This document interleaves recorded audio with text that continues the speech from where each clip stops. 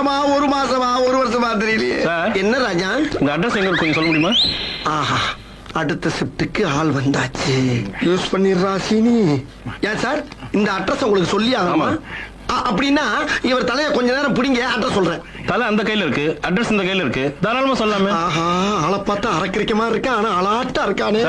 இல்லங்க, நீங்க தலைய புடிச்சுக்கிட்டீங்கன்னா நான் கைய கால ஆட்டி பெரிய அட்ரஸ் சொல்லுவேன். அவர் தலையில என்ன ப்ராப்ளம்? அவர் தலையில வந்துங்க, ஐயோ சின்ன பிள்ளைல இருந்து தலை நிக்காதுங்க, அதான் ப்ராப்ளம். அப்படி என்ன வியாதி? ஐயோ, அது வந்து டஸ்கோசியா வியாதின்னு அமெரிக்காவில் சொல்றாங்க சார். அப்படியா? அவர் வாயெல்லாம் ஏன் ரத்தமா இருக்கு?